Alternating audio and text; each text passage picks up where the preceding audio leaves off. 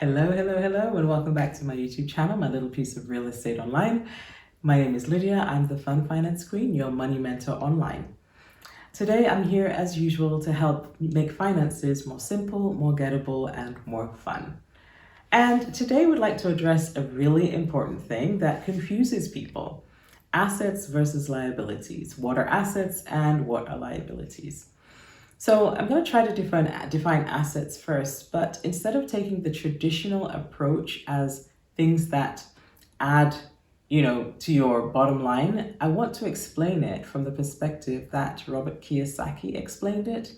Robert Kiyosaki explains an asset from Rich Dad Poor Dad as something that adds money to your pocket every month.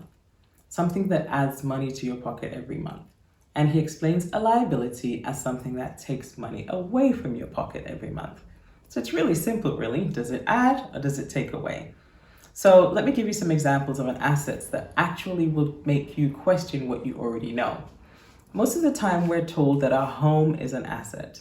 Well, does it add to your pocket every month or does it take away from your pocket every month? I don't know about you, but my home, because I pay a mortgage on it every month, usually takes away from my pocket every month. So that should actually go into the liabilities column instead of the asset column. So let's think about something else. Your car. Do you pay a car note? Do you pay a loan on that car every month? If you pay a loan on the car, it actually belongs in the liabilities column instead of the assets column. Now, what I'm doing is trying to help reshape your thinking about what an asset is. So I'm going to give you some ideas of what an asset is according to Rich Dad Poor Dad. Assets are stocks and bonds because they generate dividends, which puts money in your pocket every month or every so often. Another thing that could potentially add to your pocket money is savings. Having a savings account, you would be paid interest from that. So that could also add to your pocket every month. Another thing that could potentially add to your pocket every month is rental property. So you buy it once and every month somebody pays you rent for that. So those are potential assets that we've talked about. Now let's flip it over to the liability side. Some of the things that takes money out of our pocket every month: credit cards. Credit card bills can usually be up to 27% is what I've seen as the highest recently. That's a lot of money that you're paying in interest, not to yourself, but rather to someone else. Student loans, if we have those, we actually are going to be paying interest on those as well. So that takes out of our pocket every month. Any loans that we have on cars or boats or homes take money from our pocket. So those are liabilities. And any additional money, like such as an IOU, if you owe somebody money, if you owe your auntie money or your cousin 20 quid, that is an IOU. That also takes money out of your pocket and it's a liability. So those are some assets, some examples of assets and some examples of liabilities. So assets take away liabilities, gives you your net worth. Net worth. What is your net worth and why is it important? Okay, so your net worth is not just the money that you have in the bank. It's not just the money that you've saved. It's not just your income. Your net worth is actually your total assets less your total liabilities or your debts.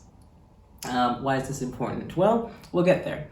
But let's take an example. Say, for example, John lives in a house that he owns and the house is worth £100,000. Hard to find these days, but he's paid £50,000 off it, okay? Which means even though the house is worth 100 and he's paid 50, he has a £50,000 worth of equity in that house, okay? So £50,000 is how much assets he has, okay? Now let's take away his liabilities.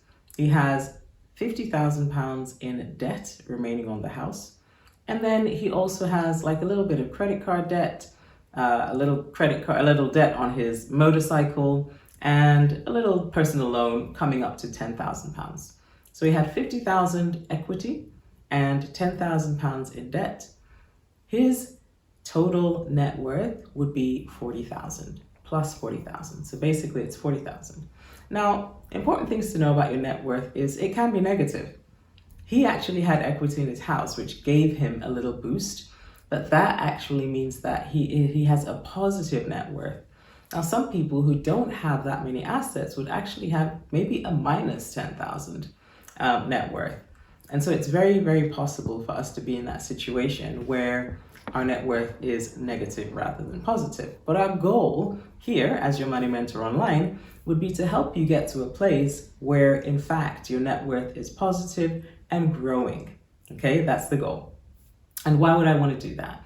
Well, the higher your net worth, the wealthier you are, basically. So every time, if you were to go for a loan, people ask you, what is your income? What are your expenses? What are your sources of income? And if you own a home or if you own property, or stocks or bonds, what the banks are trying to assess in those situations is basically, what is your net worth? How much are you worth, and are you wealthy? Do you have any wealth set aside somewhere else? Okay, so that's one of the reasons why it's so important. Now, another reason why our net worth is important is because it's an indicator of our financial health. So if you were, for example, to sit in a place where you have like Jeff Bezos and you have a few other people who are very wealthy, they would be able to assess people based on how much they have in assets versus liabilities. And their net worth shows as very important. So these are some of the things that we'll see, for example, in Forbes magazine, like the top 100 wealthiest people, etc. They go by that information based on their net worth, okay, based on their financial health, okay? So why else is it important? It helps you and I understand the real big picture of our financial situation.